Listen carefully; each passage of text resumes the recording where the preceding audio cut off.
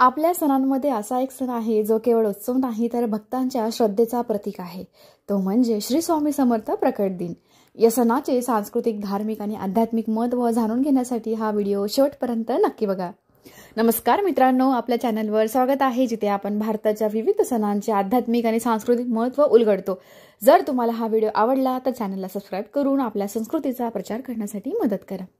तुम्हाला माहिती आहे का श्री स्वामी समर्थ प्रकट दिन म्हणजे काय? चला तर जाणून घेऊया मग।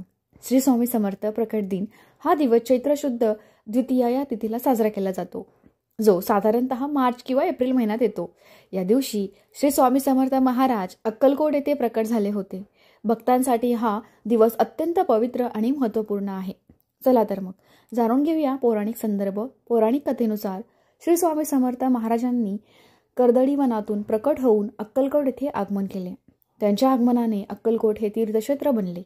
त्यांच्या उपदेशांनी आणि चमत्कारांनी अनेक भक्तांचे जीवन परिवर्तन झाले। तुम्हाला माहिती आहे का हा सण का साजरा होतो बरं? आध्यात्मिक उन्नती। या दिवशी भक्तगण स्वामींच्या चरणी प्रार्थना करून आध्यात्मिक उन्नती साधतात। समाधी स्थळाचे महत्त्व। अक्कलकोट येथील समाधी स्थळावर विशेष पूजा आणि कार्यक्रमांचे आयोजन केले जाते। भक्तांचे एकत्रीकरण। या दिवशी देशभरातील भक्त एकत्र येऊन स्वामींच्या उपदेशांचे स्मरण करतात। श्री स्वामी समर्थ प्रकट दिन आपल्याला श्रद्धा, भक्ती आणि सेवाभाव यांचे महत्त्व शिकवतो।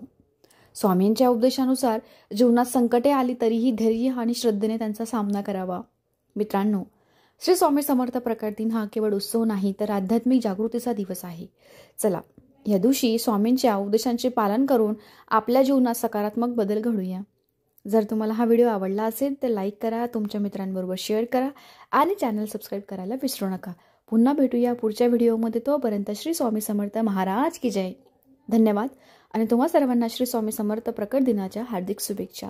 थँक्यू।